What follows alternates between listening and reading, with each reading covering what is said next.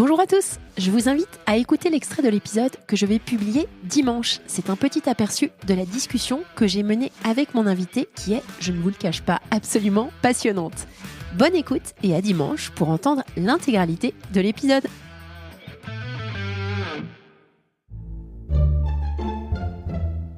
Solène Niederkorn vous propose FinScale, un éclairage sur l'innovation dans le monde de la finance, de la banque et de l'assurance.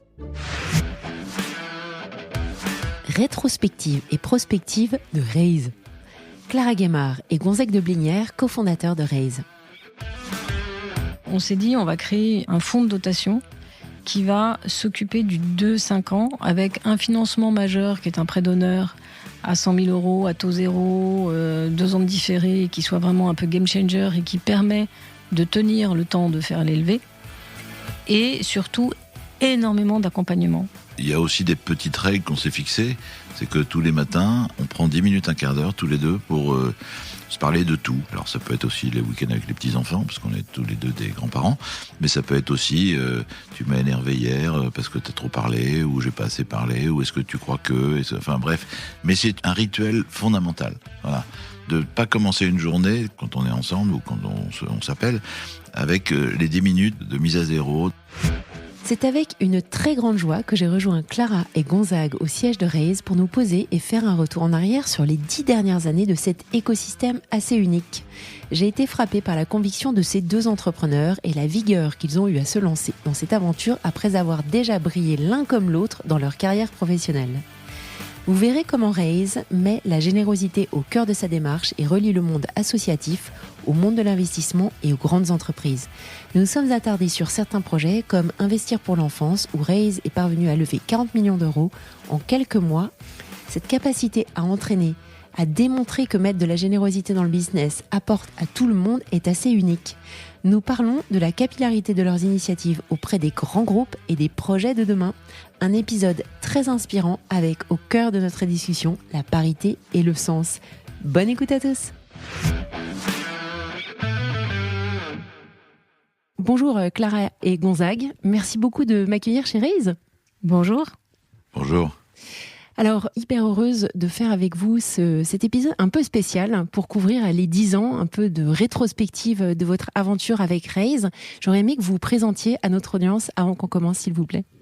Alors moi, je m'appelle Clara Guémard et je suis cofondatrice de Raise avec Gonzague. C'est d'ailleurs pour ça qu'on fait ce podcast à deux, parce que pour nous, c'est très important de montrer que diriger une entreprise à deux, c'est quelque chose qui rend la vie plus facile et la croissance de l'entreprise plus performante.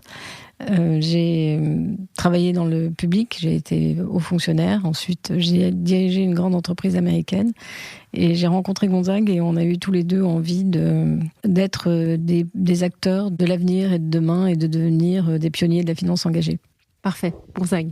Donc moi, je m'appelle Gonzague de Blinière, j'ai donc 68 ans. Et en fait, j'ai rencontré Clara et j'ai découvert, à l'occasion de cette rencontre, que j'avais un point commun avec elle, que j'avais un peu envie de changer le monde.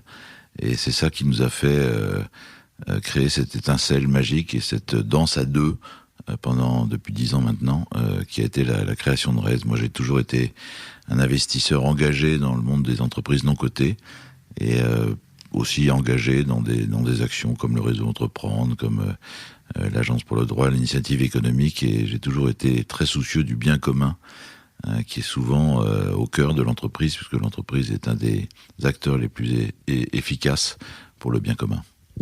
Comment est-ce que, suite à cette rencontre et les premières discussions que vous avez eues ensemble, vous avez eu le sentiment qu'il y avait quelque chose de plus grand à monter, et quels ont été les tout premiers chantiers que vous avez mis en place ? Alors, juste avant le chantier, on a vu surtout le dégât de la bombe qui a été celle de cet article de Libération qui était « Jeunes de France, barrez-vous, l'avenir est ailleurs ». Et ça, on s'est vraiment regardé en disant « Notre pays nous a élevés, nous a éduqués, nous a formés, nous a soignés. Comment peut-on laisser tomber ce pays comme ça en disant à la jeune génération de partir ailleurs pour gérer leur vie ?» Et très vite, on s'est dit « Il faut qu'on fasse quelque chose ». Et comme Clara a un don magnifique sur l'écriture, on en parlera peut-être plus tard, elle s'est dit, je vais faire un poème comme une lettre à ma grand-mère. Souvent, on s'aperçoit que finalement, sa grand-mère, on l'adore. Et notre pays, la France, on l'aime, et on a créé avec Clara. Enfin, Clara a écrit un texte qui s'appelle j'aime-mon-pays.fr, que on peut peut-être retrouver. Il doit y avoir 437 lecteurs. Enfin, ça n'a pas été très très loin. Et puis on a eu d'autres imaginations très loin avec des camarades de jeu où on voulait mettre j'aime-mon-pays.fr sur tous les avions d'Air France, où on voulait faire un grand spectacle musical sur le Champ de Mars. Enfin, tu vois, on a été assez loin. Donc c'est ça ce qui a été au départ. C'est comment peut-on ne pas aimer un pays dans lequel on vit. Et partant de cela, qu'est-ce que vous avez fait ? Alors d'abord, après ces idées qui sont formidables, mais pour lesquelles on n'avait pas forcément le talent nécessaire, on s'est dit que on est tous les deux des rêveurs, mais en même temps, on aime bien réaliser nos rêves. Et on s'est dit quel rêve on peut réaliser. À l'époque, c'était le début de la Startup Nation. Il y avait quelques entrepreneurs qui démarraient. Il y avait des Michel et Augustin. Et on s'est dit, nous, notre rôle en tant que chef d'entreprise, moi j'étais dirigeante d'entreprise, Gonzague était investisseur, c'est d'aider les entrepreneurs.